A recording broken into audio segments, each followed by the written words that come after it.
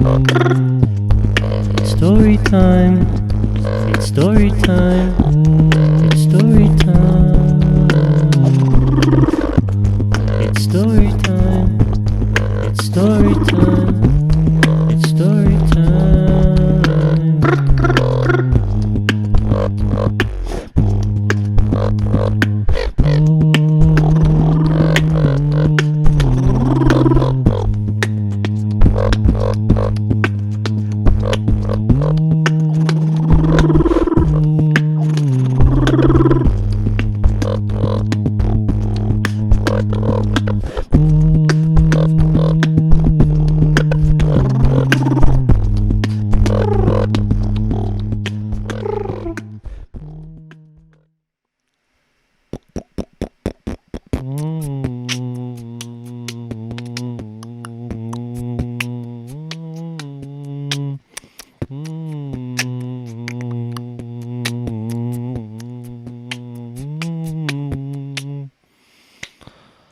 Alright, y'all might hate me for this, but instead of doing 2 questions and answers, I'm going to do 1 question and answer. And the part you'll hate me for is I want to throw in a corny art pun in the beginning of these episodes. I'm still playing around with the arrangement of what I want to talk about and how I want to break the ice and how I want to end these episodes and just the overall arrangement. All these early episodes are kind of me just playing around with the format. But we'll start with a question, a randomly generated question, and then I'll answer it, as candidly as I can, because these questions are generated on the spot. And if you haven't noticed from previous episodes, I don't edit these. These are stream of consciousness. I am doing this kind of to keep things raw, to watch myself play out my thought process out loud, which is something I've never done before, in order to fish subconscious thoughts that I can reference for a future Peillustration that I want to do.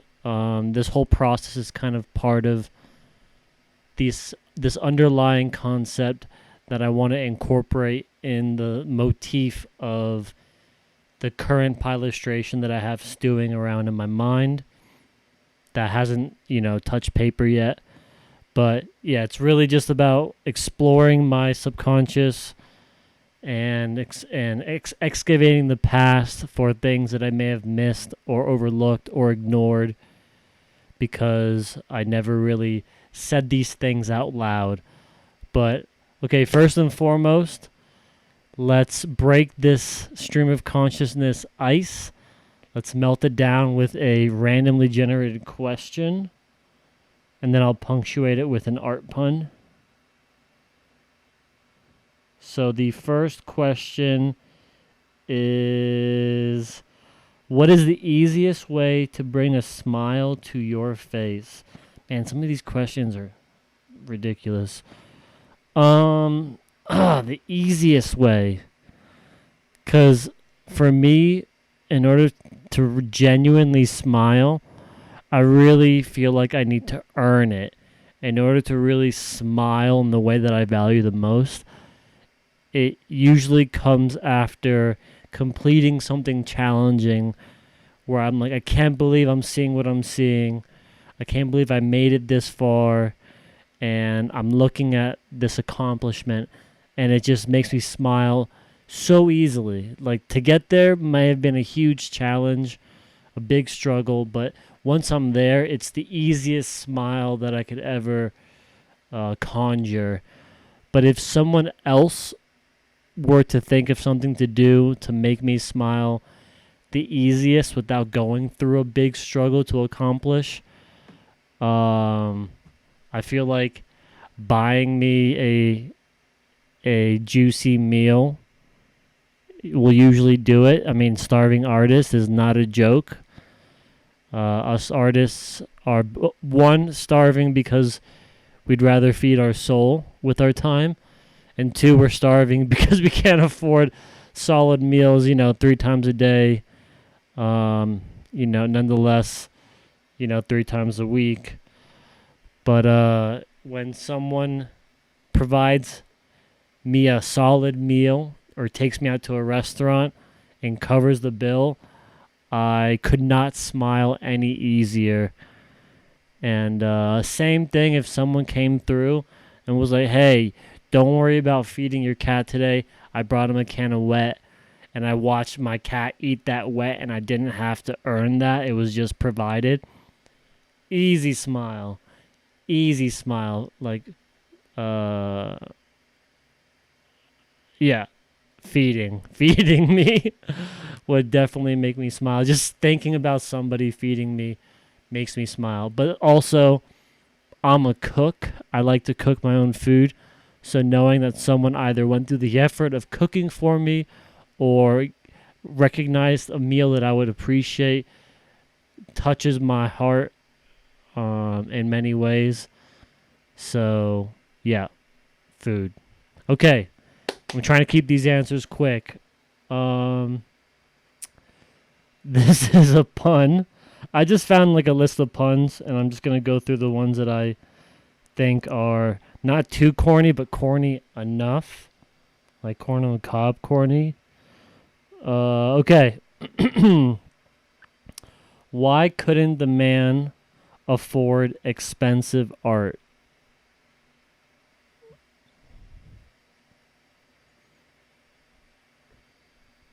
He had no Monet. Oh. Okay, all right. Okay, if you don't know Claude Monet, look him up. He's a classic. And all right, that being said, let's continue where we left off. We were closing the fabric study series where I was playing around predominantly the concepts of pareidolia, the phenomenon of recognizing familiar subjects, primarily faces, in textures, like tree bark or rocky formations or clouds are a classic, or even more obscure camouflage, where a bug can mimic things in nature, and they use the eye's ability to mix up different things due to familiar shapes. That's something that ties closely with this concept that I find fascinating. It's not something that I think is anything new to talk about, but it was something that really fascinated when I really experienced a shocking ambiguity or confusion when I with this shirt, where if you look back to episode 1, I really thought this shirt sitting on my floor was my cat, curled up in a ball and sleeping. I felt like my shirt was that insect, fooling me it was fooling me to believe that shirt was a cat. And obviously I'm not crazy or insane, at least on that level, where I'm like, the shirt has a mind of its own, like, or it evolved to do that. But it's more of the conversation of the eyes and the mind being able to trick your eye with a trick of light and form and just what we're looking at right now on the screen. The ability for this one shirt to conglomerate into this big portrait that is not the portrait, but hey, like, I can fool y'all in the same way that I was fooled. So I'm not alone here anymore. That was kind of the whole goal, was to not be alone in this insane perspective, because I felt like my words were not going to cut it. No one was going to understand what I saw. at least anyone that was around me was going to understand what I saw until I went through. I practiced and practiced and practiced translating the shirt that fooled me into this two-dimensional plane that I kind of observed the world in, due to a disability I'll go into maybe later. But I had to kind of translate it into this form to say, hey, doesn't it look like this now? Doesn't it look like that now? Even though it isn't that, but in fact it's this T-shirt that's on the floor of your bedroom most of the time, or in your hamper piled up on everything else. And I finally got to this point where I accomplished my goals with convincing the people around me and myself that I'm not insane, that this phenomenon of pareidolia can be experienced on so many interesting and extraordinary levels, and I found a sort of control over what could be done and how I could take it further and construct whatever I want from that. And as we saw earlier in previous episodes, I also experimented with this with the tree bark from that one stump that stumped me. Ba-dum-psh. Sorry, that pun has me in a mood. But also the crumpled paper and the transformation into denser and denser and denser crumples. All of that kind of got me ambitious to take this to the next level. But not only texturally in the next level, I wanted to, in light of where this figure is looking into the void, I wanted to think more about how not only textures can have this pareidotic or reflective and familiar effect on others in order to make you think of one thing in a million different ways. I wanted to think about the motifs and themes and concepts and personalities and people and how all of that and more could be seen on a multifaceted level. And in light of that, I started looking around me for the most intricate texture that I could find, and which will lead me to this piece here. You might not believe it, but after saying it, it's going to be something you can't unsee. This was the second real time that I tried drawing the what I have called the motif of the next 12 or so pieces that are in this series called the Iconography series, and it is a bud, a nug, a strain of cannabis that was always around me. Not this strain specifically, but a subject that was always around me. It had been underlying my mentality. It has been an influence that loosened me up visually and conceptually and emotionally. It was not even necessarily a crutch, although it has been used as a crutch, as it like exposes itself as a crutch when you hit harder times where you realize you lean on it more and more. But otherwise, it's really just a article of clothing that adorns you in a way that makes you feel more confident or more yourself. But this was a substance that was always around me for years, and I thought, why the hell, why not? Like, at first, up until this point, I never thought I could ever draw a nugget because the textures in a bud are just so intricate. They're unbelievable. Like, how intricate of a structure one bud could have. And doing this, maybe observe just natural elements all around me in a similar way, but going to such an exaggerated level of textural manifestation and conjuring was what it took for me to really see everything in between and around, and I couldn't stop seeing tight textures, which leads to a problem that I developed later on in the series. But this was the second real attempt at drawing this subject. Before, it was a it resembled closer. It was it was closer to my attempts of drawing paper than actually resembling the tight textures of the nug. But once I drew one small nugget about that size, and doing it once and conquering it from the top to bottom and seeing that I could, reference a nugget, I was like, you know what? Maybe if I blow the picture up larger, I can. Or I drew it from life, and I was like, what if I took a picture of it, blew it up larger, so I could see all the tight textures and then approach it that way. So with that in mind, I took a picture of a strain that I was sipping at the time.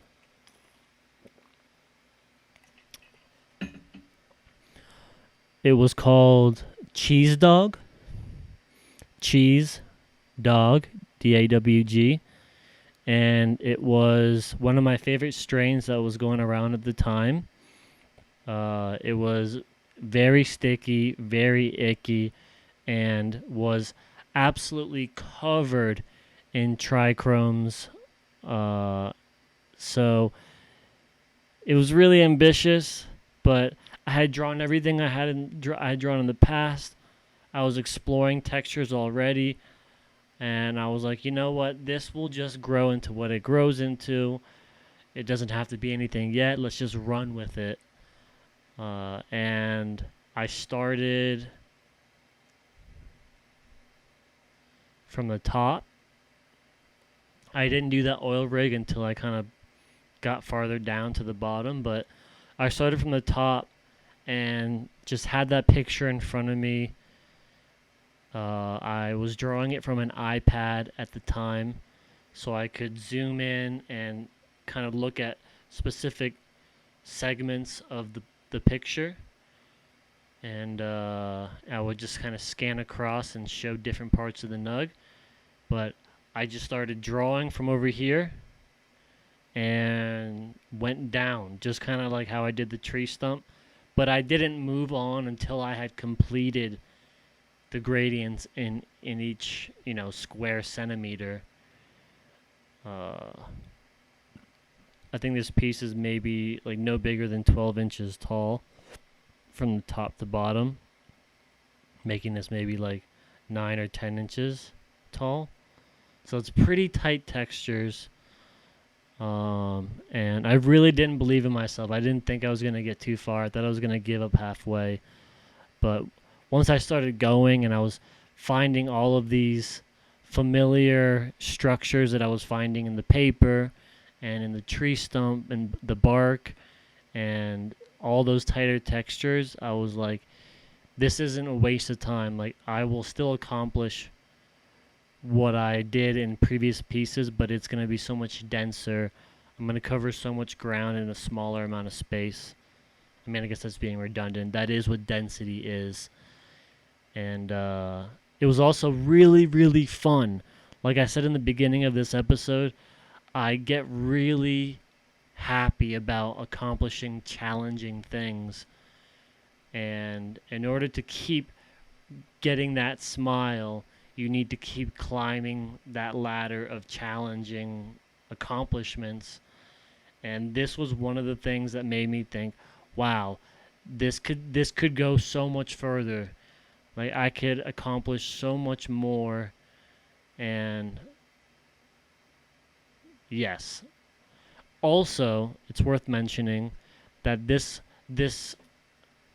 solution for subject was something that came out of me thinking about all the things that figure in the previous portrait constructed of fabric, like what their eyes were looking at, what were they staring into, what could be something that fascinates that figure, and that figure stands for the universe or the brain or just your standard neurosis. Like, what is that figure staring at? What captivates their attention? And this nugget was something that captivated mine. So it was the first thing that really made me think this could keep me entertained for a while. I didn't know exactly why yet, other than I also knew that the friends around me also found it captivating and entertaining and engaging, whether it was on a sensual feeling level or they just admired the plant and its structures and like comparing strains and looking at different hairs and or the trichromes or just the leaf structure, or its trimming, or or friends that knew what it took to grow these substances and the different stages of like germinating, like growing, defoliating, curing, drying, or flushing, drying, curing, trimming, like the whole ritual around it. It was so much more than just the subject. Similarly to that portrait, you see the portrait and you can appreciate the portrait for its surface level, but behind that portrait was a whole ritual of like establishing a reason, germinating the idea, establishing a ritual of arranging material, the t-shirt, finding the right material to render that, finding the right sharpness of the pencil to render specific elements and different details or gradients, sharpening the pencil, handling the shavings, keeping my hands clean, keeping the paper clean, growing from one area to the next, and then cultivating a overall concept, and then taking that and applying it to the following level, which was this. So underneath everything we see, there is a whole ritual that culminates into the surface level. So I thought this subject was a really relevant thing to tie into this observation of the world. Like, you look at a nugget, but only if you know that nugget will you understand what could have, or what exactly went into bringing that into what is in front of you, just the history and the rituals that led up to your introduction to each other. So this was the entire nugget. Everything that you see, I drew as I saw it. There was not one part that I made up. I resembled that nugget exactly how it looked. Obviously, there wasn't a group of people living on it, although, but really, there obviously there wasn't waterfalls dripping down, and there weren't these little tiny figures literally living from this bud. But as I was going across, it was a very slow process at first because I really wanted to be exact, and I wanted to replicate this on a obsessive compulsive level. Like, I didn't want to move on until I knew I was drawing what I was drawing. Otherwise, I was going to crumble it up and start over. And I didn't want to do that. I really wanted to not do that. But as I went across, I started thinking about all the people around me that were coming through to sip on this bud. And I had this just out on my desk. And I stopped drawing on my bed. I actually had a desk where I was drawing the series, which was a huge upgrade, even though it was just your standard flat desk. It was really important to not be leaning over my bed anymore.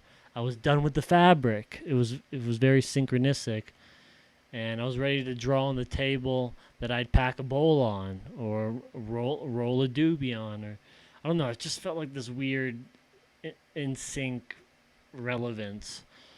But as more people would come through and we'd sesh, I was thinking like, you know what, this bud has more history than what went into it, but it also has the relevance of what surrounds it, what what orbits this substance. And again, this is a motif for all the different things you could say, even on another level. The sport of football has its history, has its ritual, but it also has its fans, its community. Uh, it, Everything has this, but this was something I found could be texturally interesting, but also culturally fascinating. So, in order to kind of introduce this concept, this multifaceted concept of history, ritual, and community, I started throwing in the friends of mine. And I thought as I was growing, I was like, why don't I include this, like, the actual substance that we're trying to extract from this bud through the consumption, however the methods are. Why don't we, like, it'll spring forth from the bud and drip down and will be like the source of life, water.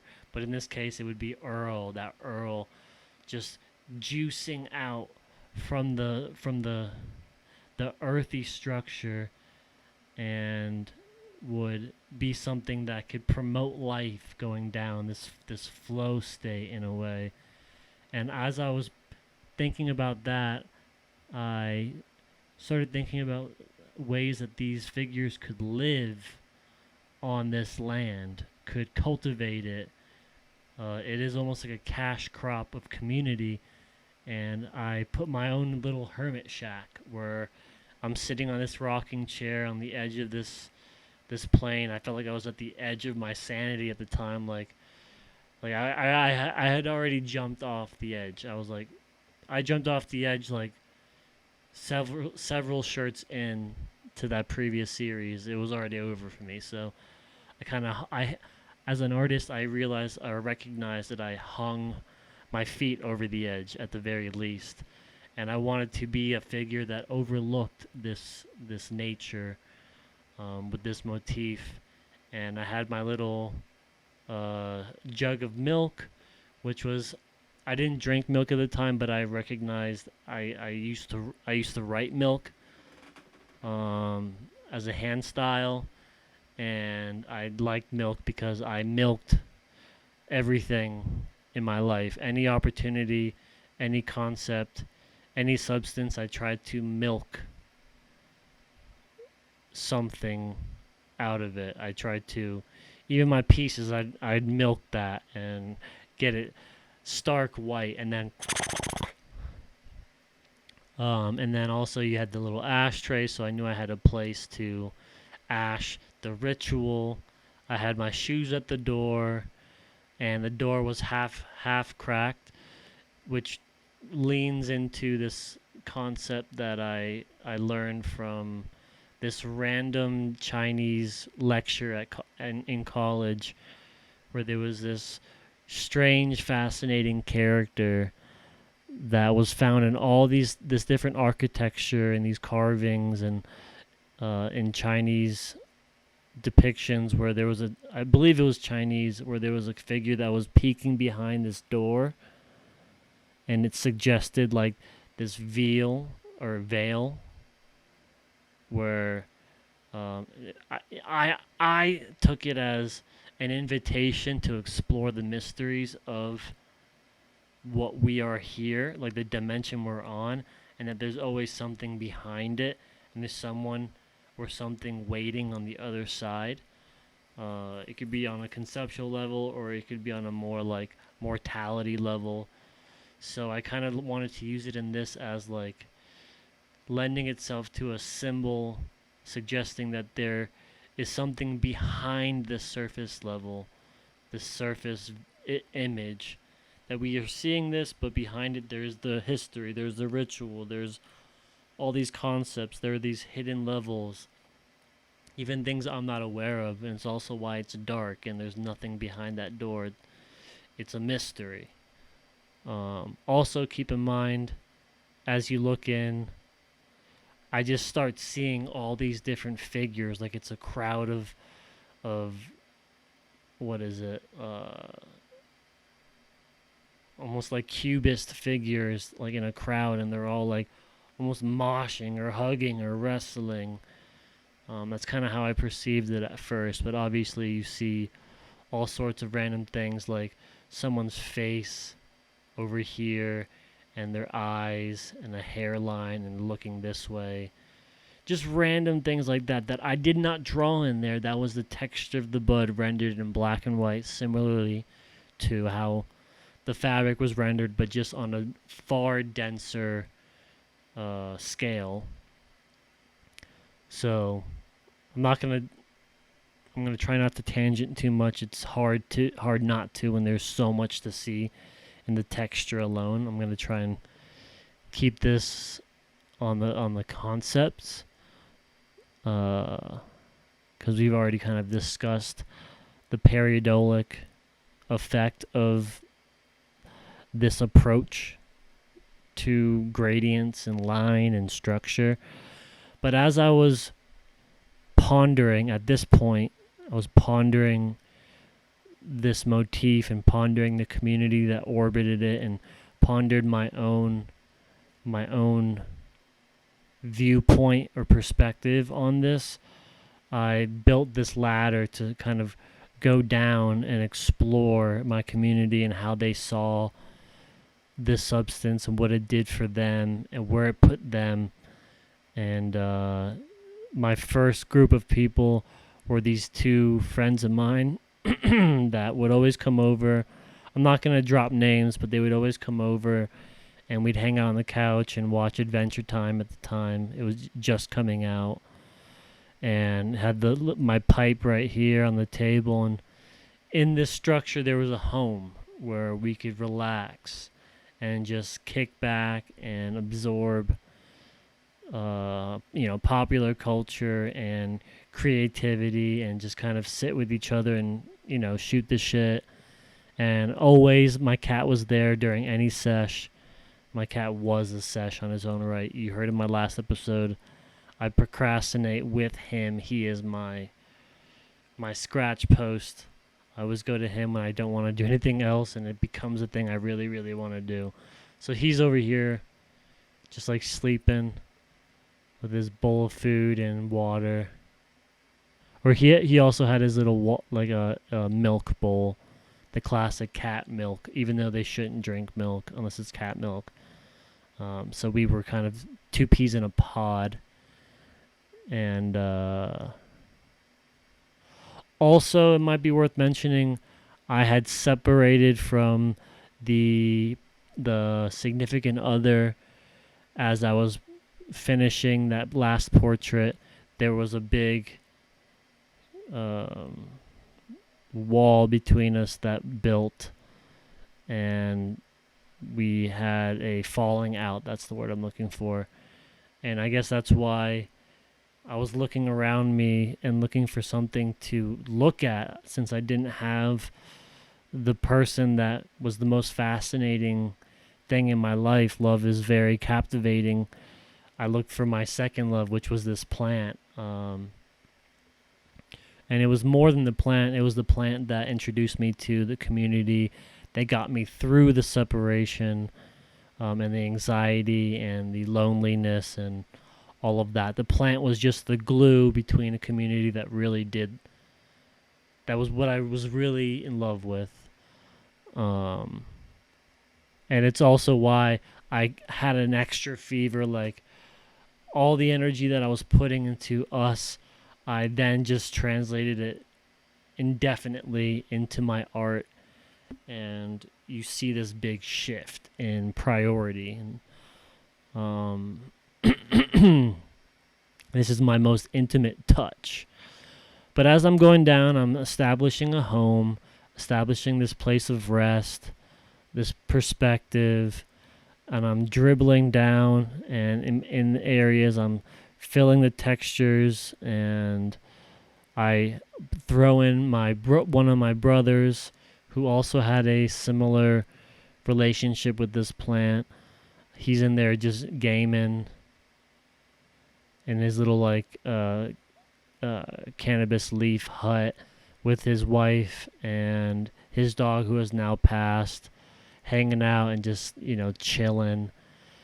I like this duality of one figure just relaxing, almost like an indica, and the other is more of a sativa, and he's very engaged. He's like hunched over. You can't tell what he's playing. He almost looks like he's satisfying himself, whatever that must mean for you. And this person doesn't have to do anything. They just are laying down in their state of satisfaction. They don't have to accomplish anything. I'm kind of jealous of those people that could just lay and not do anything in order to feel accomplished or feel satisfied. I'm more like my brother, where I smile the most about getting something done. But I'm doing all this while I'm also tapping into all these textures. And as I was working at the time, I'm seeing it less now, but I remember at the time as I was working, I would see scenes and figures and activities and all these things appearing in these forms that I was treating on a Rorschach level, where you look at the reflected ink blot and you see something that's relevant to how you feel. So you guys watching might see things in it that are relevant to something that is prominent in your own life, whether subconscious or very conscious. You might recognize that in the forms. I also threw this little fish in there because I always felt like there was something I wanted to remind myself, even looking back at it now. I wanted to remind myself and my future self that when I work, there should always be something that I'm trying to catch that's underneath the surface. You won't see it from where you're standing, but if you know the water, if you know the ecosystem, if you know the natural environment, you know that there is, maybe prey is the wrong word, but there is something that you can catch and release. And this fish is like jumping out, reminding you like, hey, I'm here. You need to cast the reel in order to bring me closer. I keep going, I keep dripping down this cheese dog. Oh, and the piece is called Cheese Dog Springs. I feel like it's worth saying now, as we are observing the spring of life being extracted, pun intended, from this cheese dog strain. It's being strained from the strain, and it's the spring that all these people are living on. And as I worked, I kind of scanned it like a printer, but like a diagonal scan. Since I'm right-handed, and I want to make sure I'm touching overlapping what I worked on less and less as I work down and keep my hand on a blank area. I didn't sketch anything out. I just scanned down and finished everything as it was, and never went back to work on anything. It was just done and done and done and done until I got to the bottom right corner. So as I'm working, I also had a friend. I was one of those people that helped my people out in my community and provided in any way I could. And I would run into people, and I'd provide, and then we'd have a conversation about what's going on in life, and I'd observe how this substance would influence our conversation, would influence where they stood at the time, how much they're willing to say, what it meant for them. And this was a friend that she would roll L's. That was her thing. It was a ritual. She didn't smoke pipes, no glass really, no doobies. It was all just like blunt wraps. And she was a loner stoner, and she just liked to kind of reminisce and think about what things mattered to her. And Sometimes I felt like I wasn't even in the room when we smoked. She kind of went to her own void, and I was just, fortunate. I felt fortunate just to be around someone while they're going through their own intimate internal exploration as they lit up this substance. And again, this is a motif for like someone, watching. I'll bring football up again. I don't watch football, but someone that watches football and watches like highlights, they almost enter this void space where they're not only watching football, they're they're they're picking apart their life and their personality and what matters to them, whether they realize it or not. And that is the thing that they're sparking. It sparks them, and it just does something similar. This was just a very primal substance that was involved in all these different personalities. So I wasn't, closing off any one person from relating to this, at least the people that were in my community at the time. Like, dude, just some of these textures were just out of this world. I couldn't believe that shit just grew this way. Like, I didn't have to sculpt it. This was the earth in this ritual sculpting itself, and I was just there to appreciate it on every level. But all right, we keep going down. I go down to this couple that were also in my. I was in college for art, and I didn't do these pieces for my classes. I would do my classes just to get it out of the way so that I can go and do these pieces. These weren't anything that I turned in. This was my almost like my diary. But these were a couple that were push and pull. I didn't understand why they were together. They were complete opposites in a way that I didn't feel like would mesh, like two opposite, like magnets with their opposite magnetism, and that's why they attract. I was like, no, this felt toxic, but at the same time, this substance, this relatability or similarity or connection with this plant was the one thing that kept them together. And I always just found it fascinating. I didn't really know exactly why I threw it in there, other than they were both my friends. I just found it fascinating that this substance could connect people that really wouldn't in any other scenario. Like, there was nothing else that brought them together. It was just this plant. And I found things like that fascinating. Again, that half-cracked door, I wanted to keep this like an open door policy conceptually. Like, there's always, they could be together, but on the other side of this door, they could be separated. They did eventually separate in a pretty chaotic way.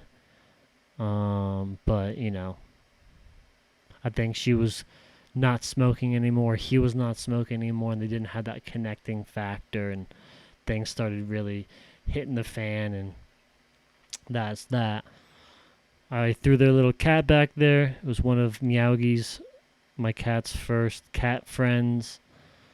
And then I started building these forms that could step down, and it was almost like I was thinking about how my eyes were traveling this bud. And like, sometimes I'd flow through, and sometimes I would just kind of like platform areas and segment areas and like step down areas, and use these structures of alignment to make sense of, like, if I left something like, like this little like dent here by his left ear, what was directly below and to the right. And it was like this grid system in my mind. I never used the grid because I hate grids, but I had this grid system of linear alignment in order to keep myself in check, so that when I got from one end to the other, I was going to eventually meet at the bottom at the right area without it like not being inaccurate. I had to kind of grid it and compare things. So these linear structures resembled how I observed things. And also, these little streams they resemble how my eyes travel through the structures, the textures, and compared things and trickled down and went back and trickled down and went back in order to follow down and like just measure things like that. So everything I did was about the process, not just about the people in the community, but the structure of everything was about the process of observation. And I kept going down, and I love these stairs because they suggest that there's a whole other world that we're not seeing around this structure and behind it. There's a whole community of people I didn't acknowledge or didn't, have the space to put them in this view. Like in any moment in time, you only have so much capacity and RAM for comparing and contrasting and arranging the relevance in your life. Every view, every perspective in your life is omitting things. You can only fit so much. But this was another friend who had a disability, and I had one leg hanging out on the hammock, relaxed, and the other leg more like taut, suggesting like he had a disability that this substance helped him relax and not think as much about it. And also he's just blowing O's because that was something I was fascinated with, to see an ephemeral substance, a substance that was like it was a assortment of little tiny combusted flakes of fire, paper, and plant would just float, and with the right ritual and technique, it would appear as a shape and float.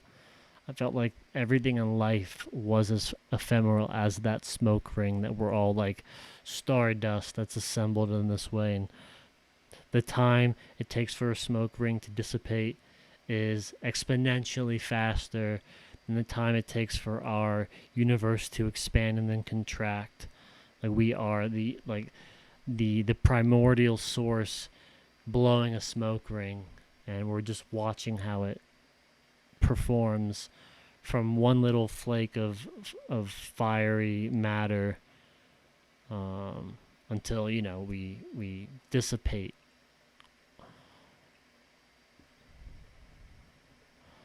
Also, I have another friend. I would go with them. I lived in Central Florida while I was in school, and we'd go hit the springs, which is also relevant to this concept of the cheese dog springs, and we'd float down the river on these inner tubes. And like there are areas in life where you can't blow smoke rings. There's wind all around you. I just felt like that was interesting to have that duality, where one is in a vacuum, both literally and conceptually, and they can perform these experiments, and one is interacting with all these different elements that engage with that ritual and completely interrupt or change the approach of such an exhale. I love dualities, like this duality, and like things in couples, and the idea also these two figures, one's working and one's relaxing, and they're on different sides. And also I like this half-cracked window. It's different than the door. The half-cracked window is just always letting a breeze in, always letting something new and refreshing in, so your world doesn't get dusty, so your world can refresh the air, because life can get stale if you're thinking only a certain way. If you're stuck in that vacuum, it's like, yeah, what you see might be interesting, but you're not inviting the rest of the world in. And I kind of like to stay in a realm conceptually where I can control that environment, but I leave it cracked open enough to invite it, to keep things fresh and keep new muses in my life. And yeah. Also, I had friends that were kind of people that I kept hidden. I felt like they were friends. Maybe this is judgmental, but I felt like I would be judged for having certain friends in these niches of the community. And eventually, I realized this friend was a friend I didn't even. This friend was not a friend I should have had. I guess everyone is someone you should have in order to learn a lesson, but he's a friend I really learned a hard lesson with. We all have those, but he's someone that kind of appears almost like they are part of the texture, like they are this hidden element in their little cave. But from a distance, it would be hard if I didn't point that out. It would be hard to recognize that person was there. They kind of blend in. But it goes to show that if you can overlook this little cluster, and assume that it's any other cluster, it's because of that resemblance or that ambiguity, that any of these clusters could be seen as a similar scene. Seen as a similar scene. Seen, S-E-E-N, and scene, S-C-E-N-E. Or like this little figure that fits in this little like square millimeter or whatever, it can also be seen anywhere else. But this is all constructed from the nuggetry, and this is something that was more imaginary, that I wanted to tap into that scale of limbs, and they had dreadlocks, so this could all be seen as the same scale of if you were to see someone with dreadlocks at that scale, it would be like these little pockets of white. But he's in there growing some bud. He's also resembled as a figure that's within the structure of this. Like he's a historical element of what makes this what it is. He is this grower of the surface level, and it's also in hindsight he is someone that has had an important place in making me who I am today, and making me more aware, and making me more also in interrogating or investigate. I am more prone to investigating people more before I trust them. Looking behind the surface before I invite them into my life, and little things like that are hidden in this piece. Also, we have another friend that was a big balcony smoker. Like he had this ritual of always smoking outside. Similar, this friend wasn't about the balcony, but the way they'd smoke, you'd feel like you were on a balcony, whether you were inside or not. But this person always had a place where they would enter this mental place, and it was always on their balcony where they had room to think, but also a place to go back to and relax. But I don't know, it just made me think of also my own art process, where I had this desk and I go to this desk to think or to produce, and then after I produce I go to my couch or inside my room and think, or somewhere else to think about what had happened at that balcony of my art concept. Also, by this point, by close to the end, I'm thinking about the communities of people, the larger clusters of people that would gather and sesh and all kind of throw their own wood in the fire of life and watch it burn through conversation. And these were all different friends of mine, and I had them sit in the ways that I would observe them sit while we were camping at a festival, or even some friends, we'd have couches, but they'd still like sit on their knees on the floor. I don't know, it just made me think of how people do the things they do differently. Also, we have my tattoo mentor at the time. He's tattooing in this little hermit spot where I always saw his studio or his shop as this safe place to produce and think and just be creative. And while other people, they all had to kind of be around each other as a support system. And as long as this guy had his shop and his safe space, his bubble, he could expand as far as he wanted to. There's an irony in that. I don't know. Might talk more about that later on. A lot of the things we talk about here expand because I zoom into concepts that I discovered in this one piece, and I try to blow them up and go into a microscope view of each thing. These were another toxic relationship, but I feel like a lot of relationships are toxic. Or I talked about relationships in this piece, or referenced them, because I had my own insecurity about my own relationship that I thought was, the one, and then all these things kind of bubble to the surface and become a big problem, like a poison. What was once a blessing became a poison.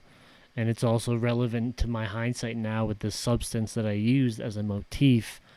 And I'll hold off until later. We'll kind of get there, but there's a lot of foreshadowing in what I referenced here, and I didn't realize it entirely at the time. I was just kind of speaking subconsciously, and as I was referencing this bud and I was seeing all these things in it that weren't actually there, I started pulling them out of my subconscious and making them subconscious or more conscious scenes, just naturally. And they had their own little dog that they shared, but ended up going to her. Again, I'm keeping names private. They should be seen as archetypes. Got my cat here because he loves finding caves. Also, I got all of these lighters in one spot. They're like all the lighters that people lose. And again, this is all metaphorical. This is a motif that lends itself to many branches of metaphorical conceptualism. So in any ritual, there are things that you lose, but those things are never lost. They just kind of go somewhere unseen, and everyone it goes to the same place for everyone that loses something. It goes to this invisible place that if you lost that light, or it's like that, like where all the left socks go in your laundry. It's that same kind of thing, that same kind of concept where all the lost lighters, even though it could have been a friend that pocketed it, they went to this same place, this void. And you just grab a new lighter, and that's just life. This was one of my favorite people in my art program. He was like a underdog.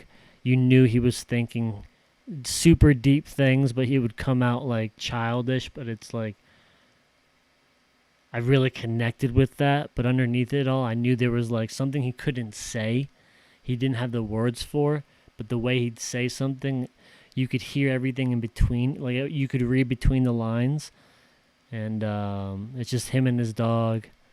He was another friend that I'd smoke on his porch. And it would be him and his big dog, and he'd have like a malt liquor and get crossfaded and talk about anime and shit like that. Again, open door policy.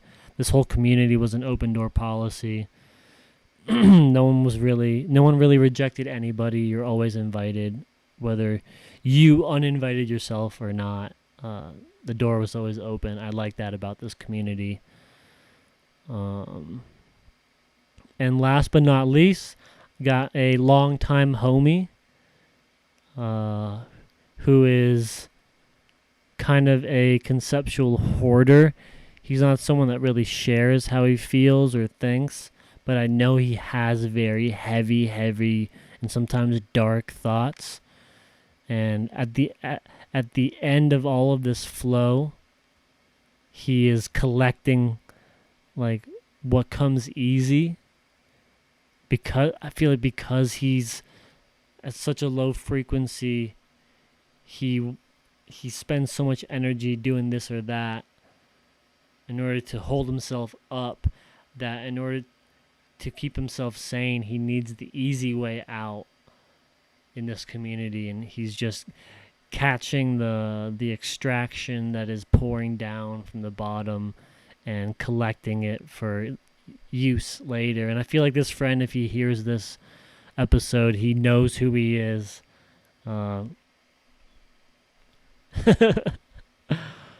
But I love they look like these drips, and the way it's like when you watch like a waterfall that doesn't have water to fall directly on, it kind of mists out. Anytime I'd go to a waterfall, I'd see these ephemeral forms, these faces, and almost like tiki-esque things, and I try to replicate that effect where they look like faces, like a little nose by his left ear and two eyes, and like a long chin or a long nose here. And I don't know, I just like that. Like I kept trying to keep things ambiguous and keep reminding the viewers that yes, this is what it is, but again, it isn't what it is, but it also is what it isn't. And that could also be your own community can be perceived in the same way. No one is like you don't judge a book by its cover, but you could also judge a book by its cover in a multitude of ways, and maybe one or two or three of those things or more could be the truth, and some of those things could be a distraction from the truth. You kind of just have to explore and get to know them better and dig underneath the surface in order to identify what is really the truth and what is just, external makeup. What is just a faux surface that's painted over things that they believe are flaws, but are more genuine parts of who they are. That would make you appreciate them more, or trust them more at the very least.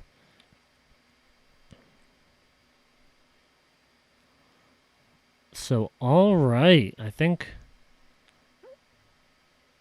each one of these next episodes are going to be about one piece, because each piece is really extensive. There's so much to it, and I'm not going to cover it all. Also, obviously, I got the oil rig. It's a beautiful pun. It's this idea of this corporate mentality of trying to find a ritual that can just keep pulling out perspectives on a repetitive and almost corporate level, and there's always this unnatural human effect of trying to make it easy instead of flow, and being the person that just collects at the bottom. There's always someone trying to get it all easy, and like this system, which could be good or bad. It depends on how far you take it, if you abuse that power.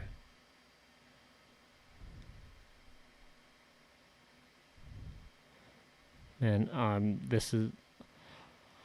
I will never draw another nug like this again. Like, once you do something once, you just don't want to go back. Like, you're happy that you got through it. I got my smile, I can move on. I don't want to taint how I felt by trying it again.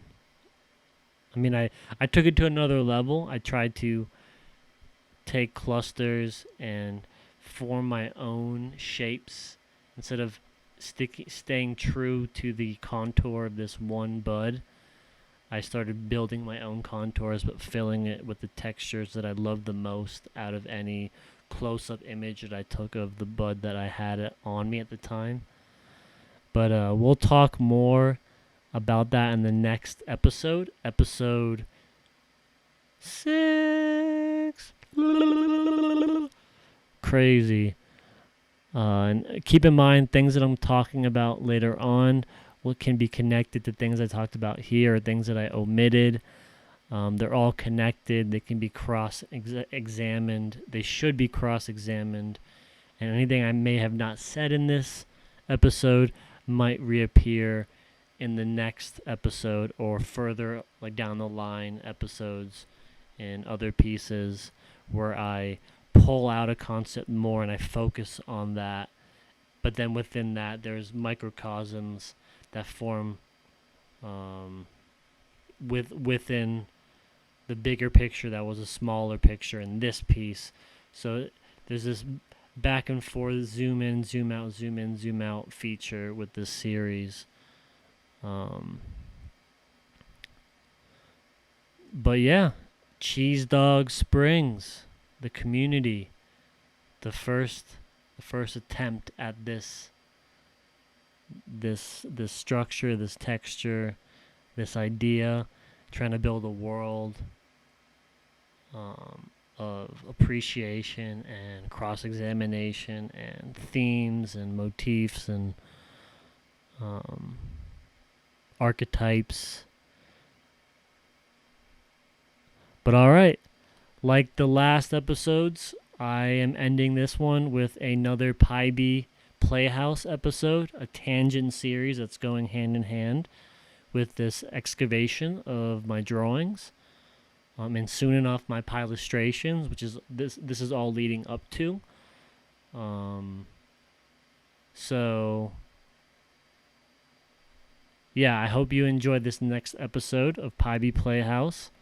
And until we see each other next in episode 6, I hope you have a great day, a great night, and a great time in general. Peace.